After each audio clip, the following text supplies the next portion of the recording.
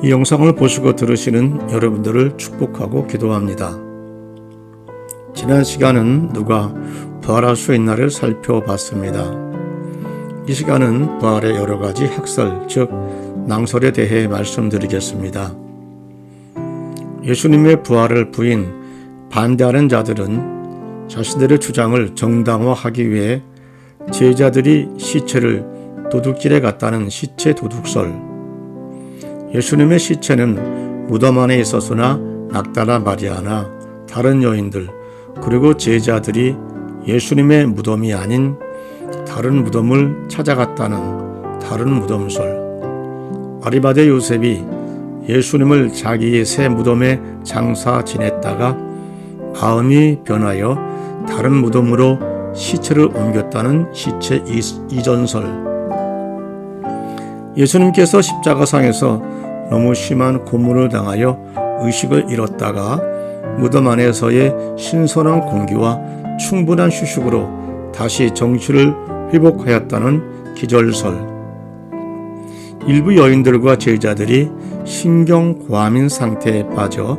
예수님을 보았다는 환상설, 부활 이야기는 바벨론이나 근동 지방의 신화에서 유래되었다는 전설적 신화설 등 여러 가지 간교한 생각들을 짜내서 예수 그리스도의 역사적, 육체적 부활을 반대하고 있습니다. 이제 좀 더 자세히 살펴보겠습니다. 첫째는 시체 도둑설입니다. 예수님의 시체를 밤중에 제자들이 도둑질에 간 후 예수님이 무덤에서 부활했다고 의도적으로 기만했다고 하는 낭설입니다. 당시 대제사장들과 백성을 대표하는 장로들이 모의하고 로마 병정들에게 돈을 외물로 주고 거짓으로 선전하게 했습니다. 마태복음 28장 13절에 가로되 너시는 말하기를 그의 제자들이 밤에 와서 우리가 잘 때에 그를 도적질하여 갔다 하라 했는데 이 주장을 허위설, 거짓설이라고 합니다. 당시 유대 종교 우두머리들이었던 대제사장들과 장로들이 음모하고 돈으로 사람들을 매수하여 거짓을 유포하고 하나님의 능력을 불신했던 것처럼 오늘날도 헤아릴 수 없이 많은 신학교 교수들, 교회의 목사들, 평신도들 중 상당수가 예수 그리스도의 육체적 부활을 반대하고 있습니다. 여기에 대한 반증입니다. 당시 대제사장들과 바리새인들은 아리마대 요셉과 니고데모의 의에 장사된 예수님의 시체를 도둑질 하지 못하도록 굳게 지켜달라고 빌라도에게 요청했으며 이에 빌라도는 수비병으로 하여금 무덤을 철저히 지키도록 명령했습니다. 또한 당시 수비병들이 근무 시간에 근무지를 이탈하거나 잠을 잔다는 것은 로마 군대의 엄격한 규율에 비춰볼 때 있을 수 없는 일이었습니다. 뿐만 아니라 제자들이 시체를 훔칠 때에 전혀 의식하지 못할 만큼 로마의 수비병들이 동시에 잠을 들 수 있을까? 있을 수 없는 일입니다. 두 번째는 다른 무덤설입니다.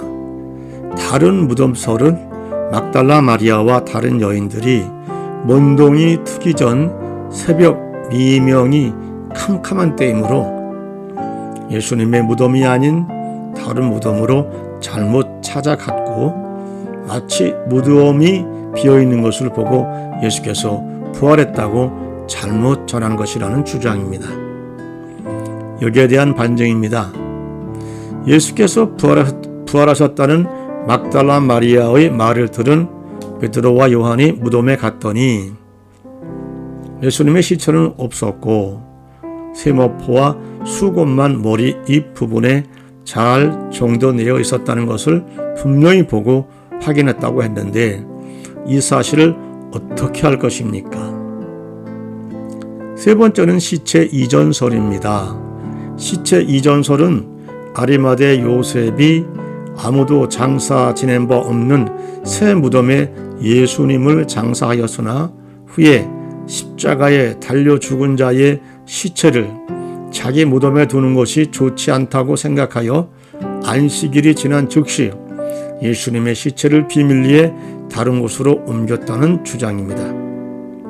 당시에는 일반적으로 나무에 달려 죽은 자는 저주를 받은 자라고 불려졌는데 이 때문에 시체를 옮겼다는 주장입니다. 여기에 대한 반증입니다.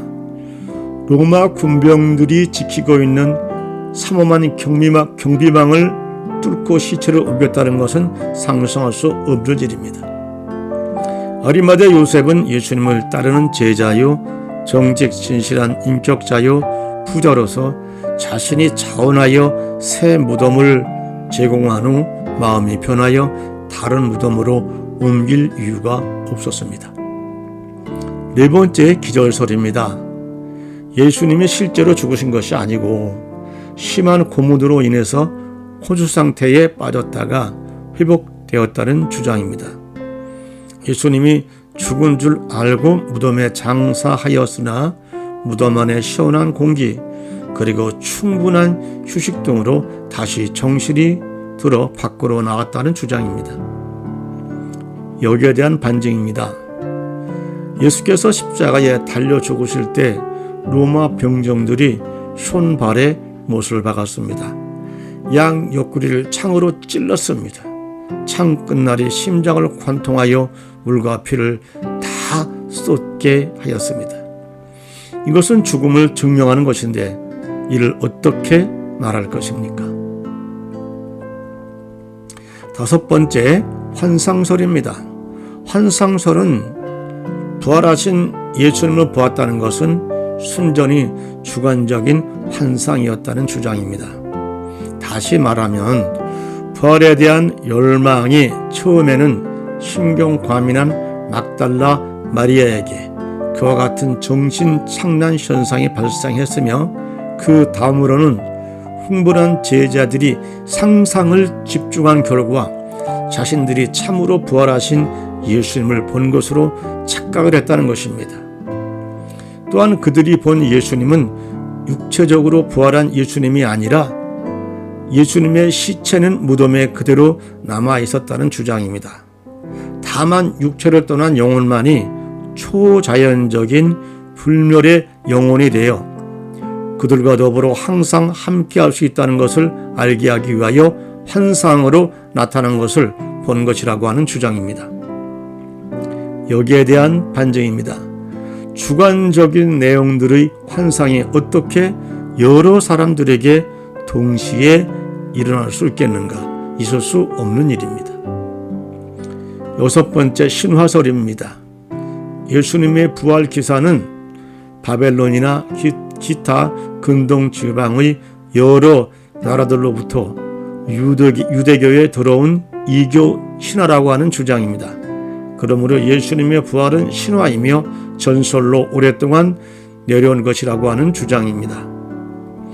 일곱 번째, 가상설입니다.